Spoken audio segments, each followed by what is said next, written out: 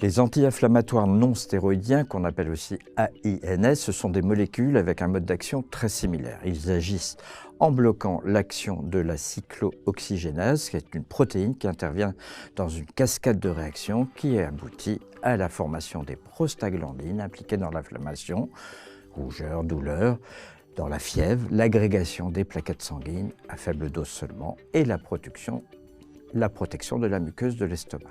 La cyclooxygénase, qu'on appelle aussi la COX, existe sous deux formes dont chacune a ses spécificités. La COX-1 est plutôt impliquée dans l'agrégation des plaquettes et au niveau de l'estomac, alors que la COX-2 est spécifique de l'inflammation et de la fièvre. Ils sont appelés non stéroïdiens car leur mode d'action ne concerne pas les corticoïdes, ces hormones importantes qui sont synthétisées par les glandes surrénales situées au pôle supérieur de chaque rein. Point important, les AINS ne peuvent être obtenus que sur prescription médicale, à l'exception de quelques médicaments contenant de l'ibuprofène ou du kétoprofène, disponibles sans ordonnance pour traiter les douleurs ou les rhumes avec des maux de tête, accompagnés ou non de fièvre.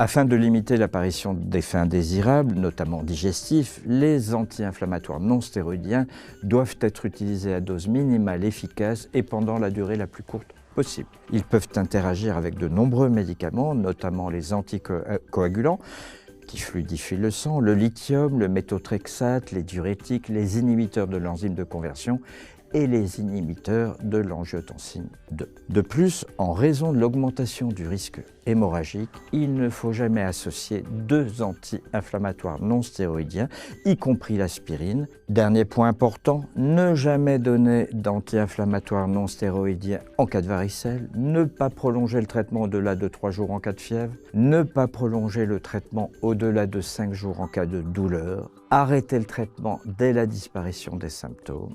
Dans tous les cas, prendre toujours l'avis d'un médecin avant de prendre des anti-inflammatoires non stéroïdiens sans ordonnance.